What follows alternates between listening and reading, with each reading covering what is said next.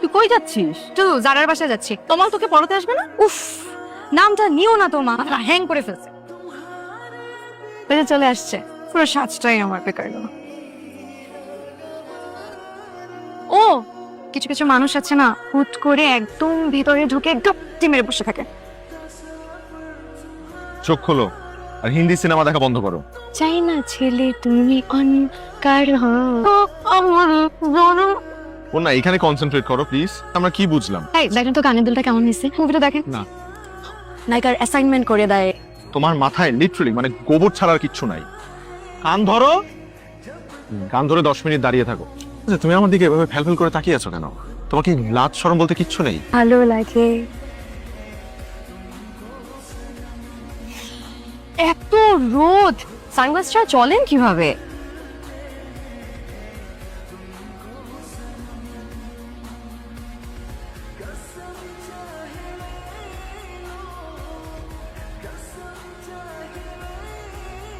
মা বাজারগুলো নে। আমি আসলে আঙ্কেলের কষ্ট হচ্ছিল তো। মিডল দিব?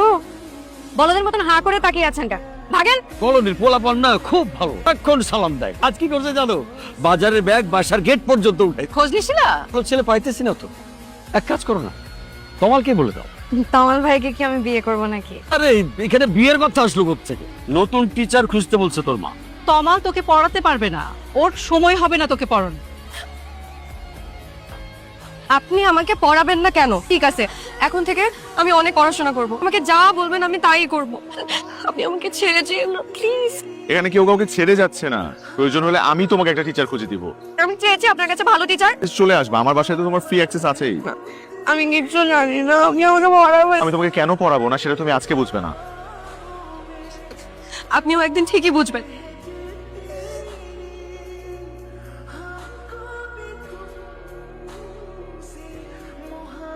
এটা বন্যা না, অন্যরকম লাগছে। তুমি ম্যাচিওর, সুন্দর। বিয়ে ঠিক হইলে মেয়েদের কি সুন্দর লাগে রে।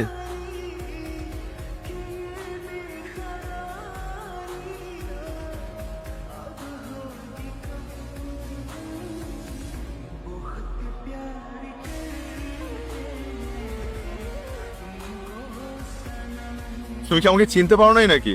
ইচ্ছে থেকে বন্যা হয়ে উঠতে পারছি তাহলে। আমি তো আপনার সাথেই থাকতে চেয়েছিলাম। যদি না ছাড়ি? চুড়ি ভেঙে যাবে। ভেঙে গেলে কিনে দিব। এই চুড়ি কিনে দেওয়ার সাধ্য আপনার নেই। স্পেশাল 9টা চুড়ি। নয়টা চুরির বিষয়টা বুঝতে পারছি না। আমি তোমাকে ভালোবাসি। এখানে অক্ষর কয়টা? 9টা। এখানে চুড়িও 9টা। আপনি এক কাজ করেন, মুখ বুঝে বই পড়েন আর বিদেশ যাওয়ার প্রস্তুতি নেন। 3 মাস পর আমার বিয়ে। আরে আসসালামু আলাইকুম। তমাল, তোমার কাছে দিন দেখাই যায় না। বন্যার কি অবস্থা? ওর পড়াশোনা কেমন চলছে? না পড়িয়ে ভালোই করছো। তুমি ওকে পড়ানো বাদ দেওয়ার পর থেকে ও তো 4 সাবজেক্টে প্লাস পেয়েছে। ও কোথায় এখন? ওই যে ছাদে। আপনি দেখি আমার পিছুই ছাড়ছেন না। এবার আর পিছু ছাড়ার জন্য আসেনি। আপনার পিছে পিছে আপনার বাসা পর্যন্ত চলে যেতাম। আপনি বাসায় ঢোকার আগে সিঁড়িতে দাঁড়িয়ে থাকতো, কিন্তু তখন তো আপনি আমাকে পাত্তাই দেননি। তা তো উল্টো হতে পারে। বাসায় ঢোকার সময় হয়তো আমিও তাকিয়ে থাকতাম তোমার জানালার দিকে। আমিও ভাবতাম যে বন্যা কি আমার জন্য অপেক্ষা করছে। অপেক্ষা আমিও করতাম।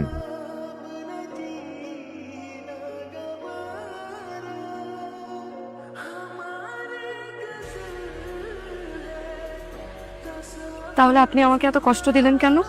ছোট ছেলে আমি ছিলাম তোমার চেয়ে বয়সে বড়।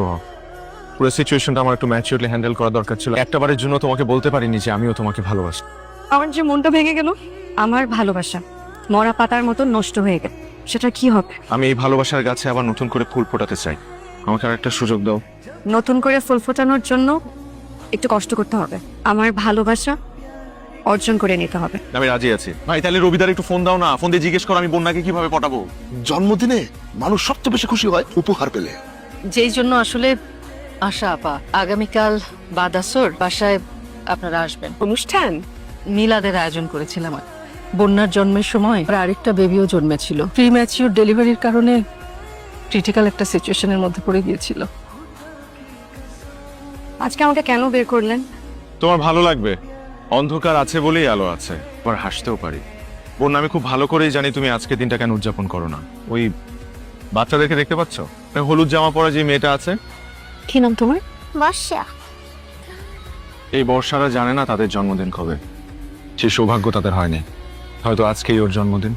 কে কোথায়?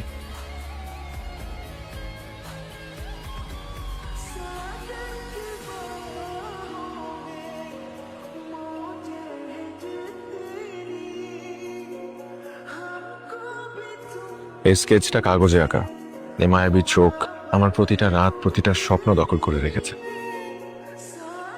আজকে হচ্ছে ইয়েস ডে। আপনাকে যা বলবো আপনি তাই করবেন, কোনো না করতে পারবেন না। 3 নম্বর চুরি। তমাল, আপনি প্রস্তুত তো? আর কোনো অপশন আছে? কোনো অপশন নাই। আপনি সামনের 1 ঘন্টা যা যা করবে আপনাকে তাই করতে হবে। আমি এখন ওনার মতো ছালা পরে রাস্তায় ঘুরবো? কি যে বলেন না।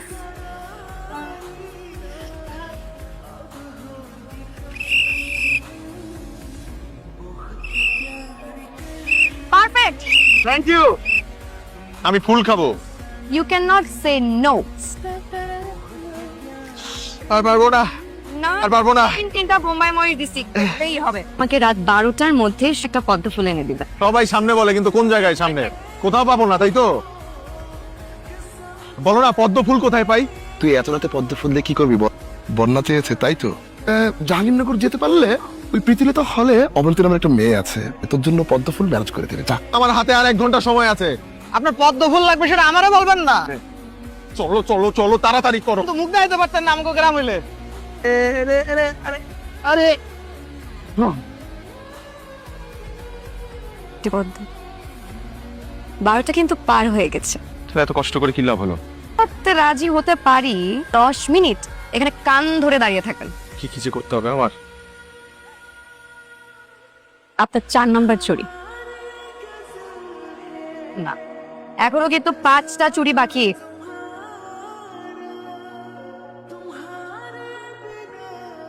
এটা পড়ো। Handle with care. জীবন হলো ছোট্ট ডিঙ্গি নৌকায় করে সাগর পাড়ি দেওয়া। ঢেউ আসবে, ঝড় আসবে, আবার দেখবি সব শান্ত। এখানে কি?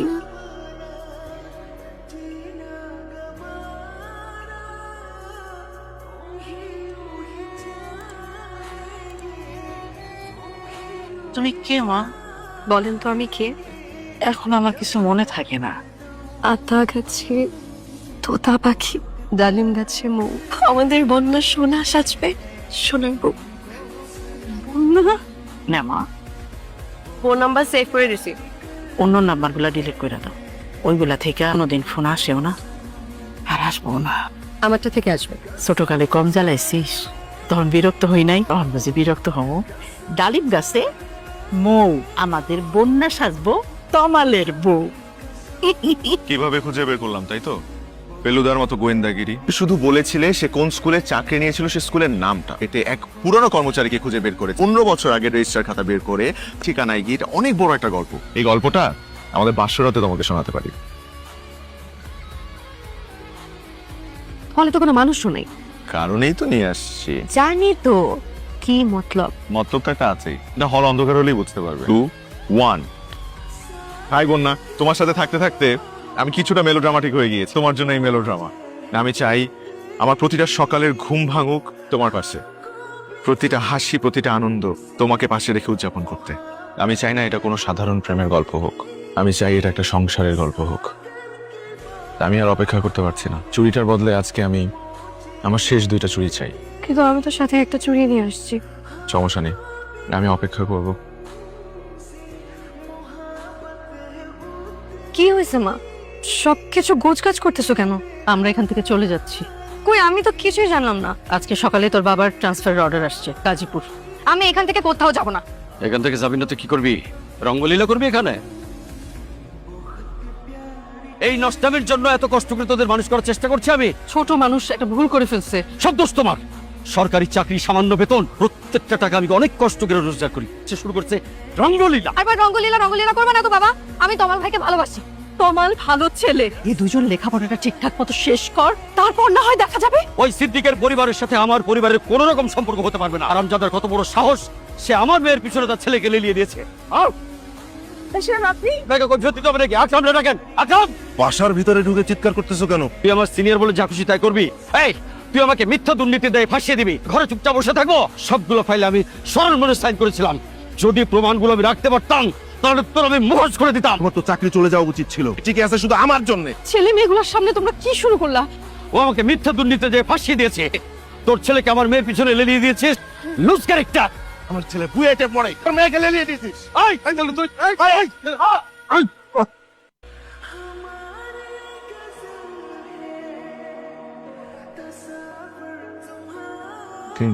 কি হলো? দাঁড়ালে কেন? চলো। বন্যা শোনো, তুমি পুরোপুরি আমাকে ভুল বুঝছো। যেখানে আমার বাবার সম্মান নাই সেখানে কিভাবে থাকে বলো? Bonna, I am really proud of you. তোমার বাবার সঙ্গে একজন খারাপ ব্যবহার করেছে, তুমি সন্তান হিসেবে সেটার প্রতিবাদ করেছো। আমি খুব খুশি হয়েছি। আর আমার খুশি তো বন্যা। আমি যে মানুষটিকে আমার জীবনের চাইতেও বেশি ভালোবাসলাম, সেটিকে আজকে আমার হারাতে হলো শুধুমাত্র তোমার এক ভুলের কারণে। বাবা, আমার তো কোনো ভুল হওয়ার কথা না। আমি ছোটবেলা থেকে এটা দেখে বড় হয়েছি যে আমার বাবা কখনো অন্যায় করে না। আজকে তুমি কিভাবে এত বড় একটা ভুল করতে পারো? আমি যদি ওর বাবার সম্মান ফিরিয়ে দিতে না পারি তাহলে আমি কখনো ওকে ফেরত পাবো না।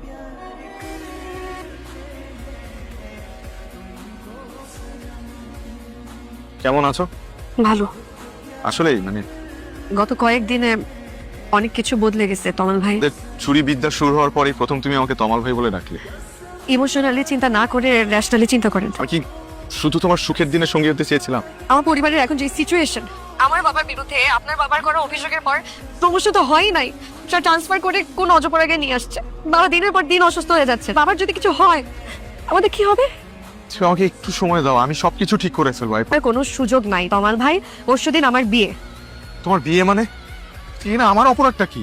আমরা মনে করি যে সবকিছু আমাদের মতন করে হবে, আসল রাইটার অন্য কেউ।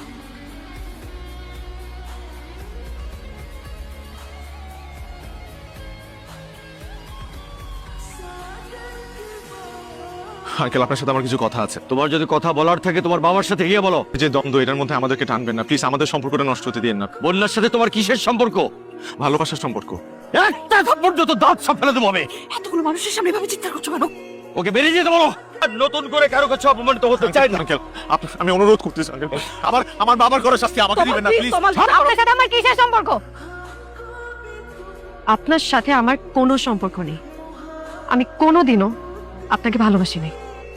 তোমার এই তোমার